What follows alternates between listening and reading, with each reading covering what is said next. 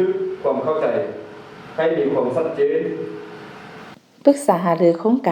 ารดำรงชีวิตแบบยืนยงการปรับตัวกับการเปลี่ยนแปลงดินฟ้าอากาศและอนุรักษ์สิ่งแวดล้อมสำหรับบรรดาเผ่าแขวงพงศาลีกองประชุมปรึกษาหารือผ่านหางเนื้อในบทบันทึกความเข้าใจ MOU โครงการดำรงชีวิตแบบยืนยงการปรับตัวเข้ากับการเปลี่ยนแปลงดินฟ้าอากาศและการอนุรักษ์สิ่งแวดล้อม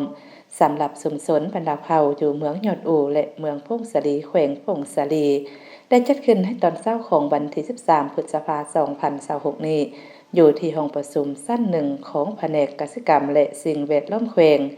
โดยการเป็นประธานร่วมของท่านบุญเด็กลาสุกันรองหัวหน้าแผนกกสิกรรมและสิ่งแวดล้อมแขวงพงศาลีและท่านนางมณีวรรณบรจักรอำนวยการองค์การร่วมมือกับประเทศลาว CCL เข้าร่วมมิบุตรต่างหน้าจากกระทรวงเกษตรกรรมและสิ่งแวดล้อมกระทรวงการต่างประเทศคณะกรรมการปกครองเมืองยอดอู่และเมืองพงศาลีพนักงานองค์การและวิชาการที่เกี่ยวข้องเข้าร่วมโครงการดำรงชีวิตแบบยืนยงการปรับตัวเข้ากับการเปลี่ยนแปลงดินฟ้าอากาศและการอนุรักษ์สิ่งแวดล้อมสำหรับชุมชนบรรดาเผ่าอยู่เมืองยอดอู่และเมืองพงศาลีแขวงพงศาลีแม่นโครงการสร้างความเข้มแข็งแก่ชุมชนบรรดาเผ่าเฮ็ดให้พวกเขาสามารถปรับปรุงชีวิตการเป็นอยู่และเพิ่มขีดความสามารถในการปรับตัวเข้ากับการเปลี่ยนแปลงทางด้านดินฟ้าอากาศ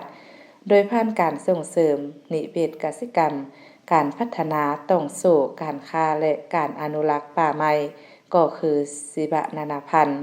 ซึ่งโครงการเคลื่อนไหวเวียกงานอยู่ใน15บาทเป้าหมายของเมืองยอดอู่และเมืองพงศาลีจัดตั้งปฏิบัติจนฮอดวันที่31สิงหาคม2029ใช้งบประมาณทั้งหมด 520,000 ยูโรเท่ากับ12.550 ล้านกีบถ้าโครงการสำเร็จประชาชนบรรดาเผ่า 1,233 ครัวเรือนนักเรียน 1,000 คนครู25คนจะได้รับผลประโยชน์โดยตรงจากโครงการและ